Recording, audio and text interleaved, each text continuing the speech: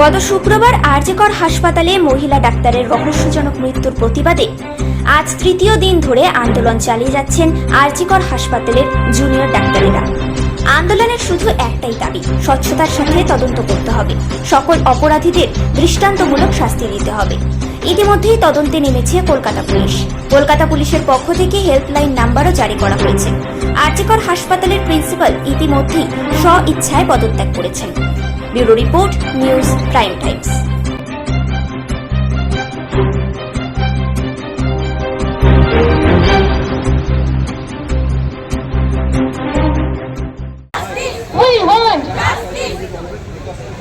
নিরাপদ কর্মক্ষেত্রের দাবিতে আমাদের এই আন্দোলন চলছে, চলবে।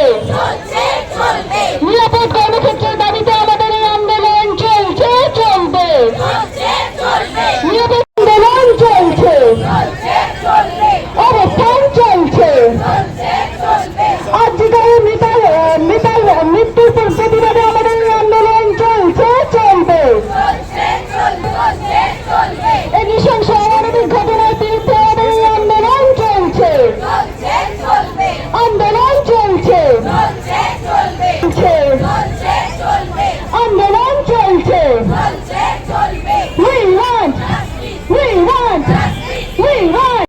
আমরা তো আমরা আমাদেরকে আশ্বস্ত করা হোক এটা চাইছিলাম। একজন মহিলা মারা গেছেন কর্তব্যরত অবস্থাতে, এবং সেখানে বিচার হচ্ছে না। প্রথমত মিসগাইড করার চেষ্টা করা হয়েছে, মৃতার পরিবারকে মিসগাইড করা হয়েছে। আমরা কলেজে থাকা অবস্থায় জানতে পারিনি যে আত্মহত্যা বলে ঘটনা হয়েছে, এবং আজকে 3-4 দিন হয়ে গেল, এখনো কোনো শুভেচ্ছার পাওয়া যায়নি। একটা এত বড় হাসপাতাল, চারিদিকে সিসিটিভি আছে। যদি তদন্তের ইচ্ছে থাকতো এবং সঠিক সত্যটা বের করার ইচ্ছে থাকতো, এতদিনে হয়তো আমরা সত্যিটা জানতে পারতাম। আমাদের উদ্দেশ্য এটাই যে আমাদের নিরাপত্তা সিকিউর করা হোক, এবং মৃতার পরিবার যেন সঠিক বিচার পায়, এবং আমরা কর্মক্ষেত্রে নিরাপদ বোধ করছি না, সেটা আমাদের নিশ্চিত করা হোক, এবং আমরা চাই একটা সঠিক বিচার।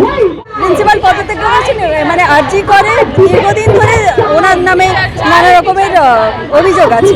এবার ওনার যদি এতদিনে মনে হয় যে ওনার পদত্যাগ করা উচিত হয়েছে, ঠিকই করেছেন। ওনার পদত্যাগ অনেক আগে করা উচিত ছিল, এবং আমরা চাইছি ওনার পদত্যাগ করার পরে এখানে একটা সুশৃঙ্খলা একটা বজায় হোক, এবং হাসপাতালের নিরাপত্তা, কর্মীদের নিরাপত্তা, সেগুলো সুনিশ্চিত করা। প্রতিবাদ করা তো আমাদের গণতান্ত্রিক অধিকার। ওনারা রাজনৈতিক দল হিসেবে যদি প্রতিবাদ করতে চান করুন, এবং আমরা সেটাকে অবশ্যই অ্যাপ্রিসিয়েট করবো। কিন্তু আমাদের আন্দোলনের কোনো রং নেই। আমরা নিরপেক্ষ ছাত্রছাত্রীরা আন্দোলন করছি, ওনারা আন্দোলন করতে পারেন, এবং আমাদের আন্দোলন সমান্তরালভাবে চলতে থাকবে।